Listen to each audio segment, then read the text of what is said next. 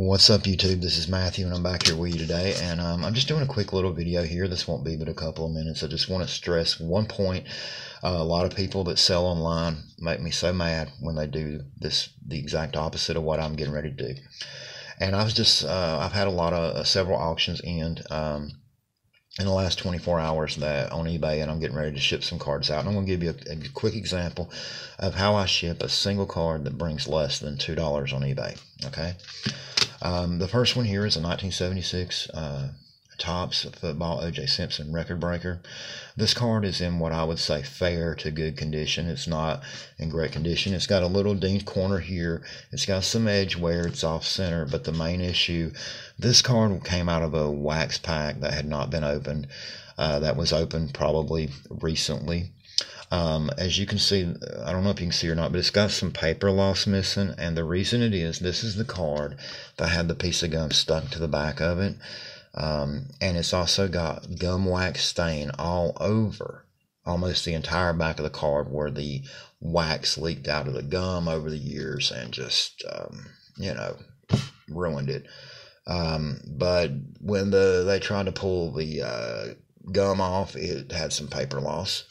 Not a lot, but just enough to really downgrade this card a lot. It was already off center, and then it's got a dinged corner. But at any rate, this card I listed, eBay gave us like 200 free listings extra this month, and I listed a bunch of single cards. I got this card in a box lot deal that I bought for like $7, a bunch of 1976 Topps football, and to get my money back, I was going to list several of these that I thought would bring at least 99 cents, be it on eBay, and I listed it 99 cents, 65 cent shipping. This one here sold actually for $1.26, but I thought before I put it in an envelope and mail it off, I would show how I package a card that brings less than $2 on eBay. Okay, I'm charging 65 cents. Now that should tell you up front, if you're bidding on it, that I'm not sending it in a bubble mailer, okay? Because I don't expect this card to bring more than $2 tops because of the condition it's in. And anybody that looked at it would be able to tell the condition by the pictures I took and what I listed an item description about it. I only send in bubble mailer if a card is $5 or more, pretty much most of the time. If somebody that won this auction had requested a bubble mailer and they wanted to pay $3.50, yeah, extra, then yeah, I would do that then, but only if they ask for it and they're willing to pay the $3.50 that the post office will charge you to ship in a bubble mailer. All right, what I do, I put the card in a plastic sleeve. I put the plastic sleeve in the top load. I also will turn my plastic sleeve that I put the card in, instead of, I'll give you an example. Here's a bag of plastic sleeves. Okay, I'm going to get one out here and I'll show you how I do it when I'm getting ready to ship something. Here's a card. I'm just going to randomly do it. Instead of, most people just put them in the top like that, and they'll stick this down in the top load. I'll turn the card upside down, put it in like this. That means the top of the card is actually upside down. Then I'll turn it over upright, and this has got the open part of the plastic sleeve here, closed in part here. I would then take a top load, such as this. I would slide the card down inside of the top load this way. Of course, this card I did not sell. This is a common, but just an example. The bottom here that is inside the top load down here is actually the open end of the plastic sleeve. That means if the card moves around, it's not going to slide very far, but to the bottom of the top load. It's not going to slide out up this way.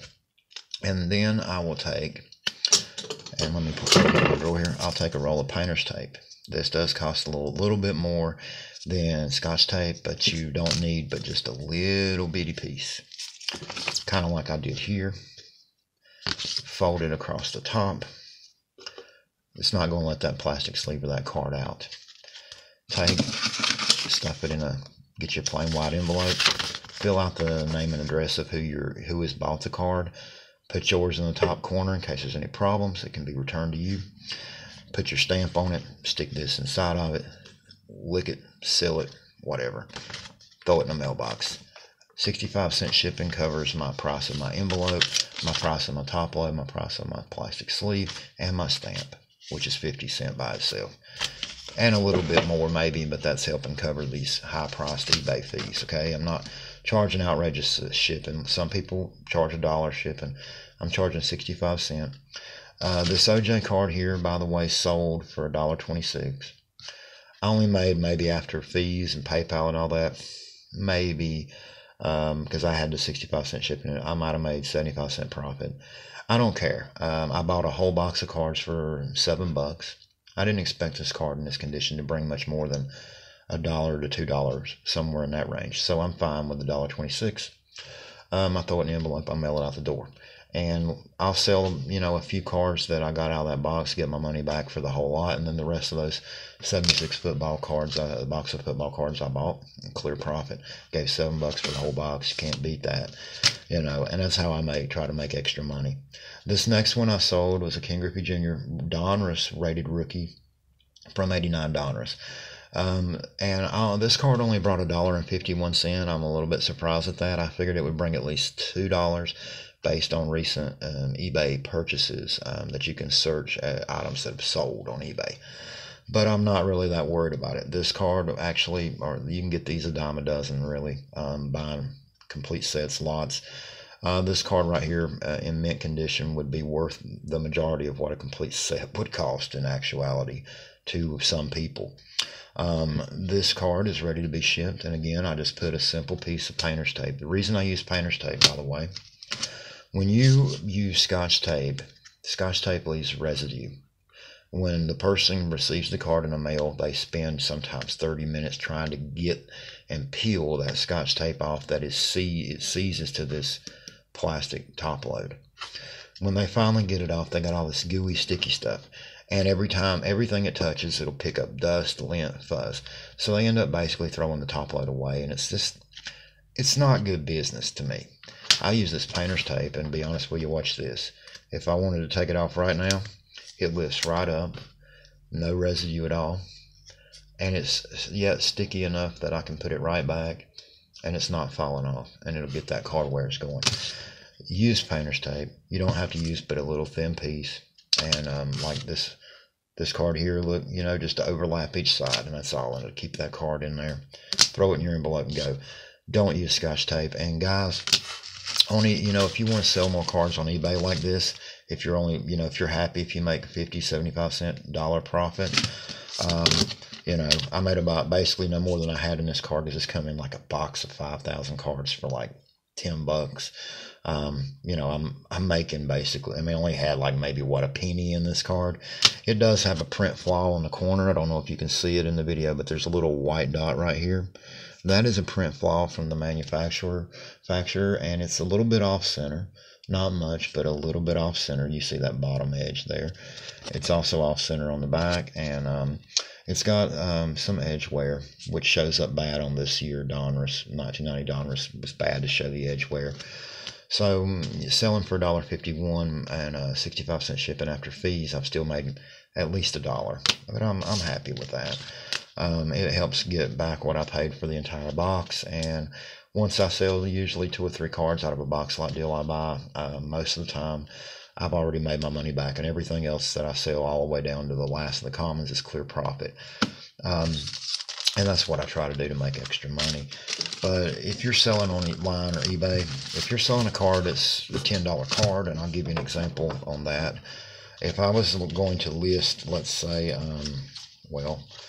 let's just say I'm listing this autograph here. It's Joe Dumars hand signed card, hand signed autograph right there. Let's say I'm listing that on eBay. If you buy that from me, first off, the shipping will be listed at $3.50.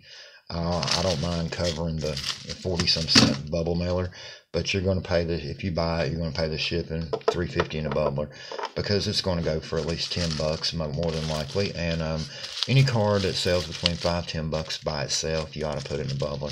Go ahead and charge your $3.50 shipping. Send it to them in a bubbler. Make sure it gets there safe. But if you're selling a card for less than $2, plain white envelope's fine. Keep your shipping down. The quickest way to not be able to sell cards like this right here on eBay is to list them even at starting bid a penny, but have that shipping at $3.50, because you're going to ship it in a bubble mailer. Nobody's going to want to pay $3.50 to have a card in that condition shipped to them, okay? Now, if it was a Mickey Mantle, yeah. But if it's a card that only books for $2 or $3 in mint condition, no. You know, now this one in mint condition, you'd say, well, that's a Griffey rookie card, but I don't care what the book value is. You look at recently sold items on eBay. These cards, at the most, are bringing $3 in raw condition, ungraded. And in graded condition, a PSA 10 ain't going to bring you more than about $15, $20 for that card. PSA 9s, diamond, you can get them for under $10 all the time. So it's not like it's a high dollar card, you know. And if it's not mint, $2 or $3 is the most you could expect to get in raw condition. So I'm just saying, keep your shipping as cheap as you can, so you can give cheap as possible shipping to the people buying your cards, and you'll sell a whole lot more, and you'll make more money. And that's what we're all doing it for anyway, right? Collecting for the fun of the hobby, but when you're trying to sell, you're wanting to make a little bit of money back to cover what you bought, and maybe make a little profit. And it's, you know, but that's what we do this for. We love this. We love the hobby, right?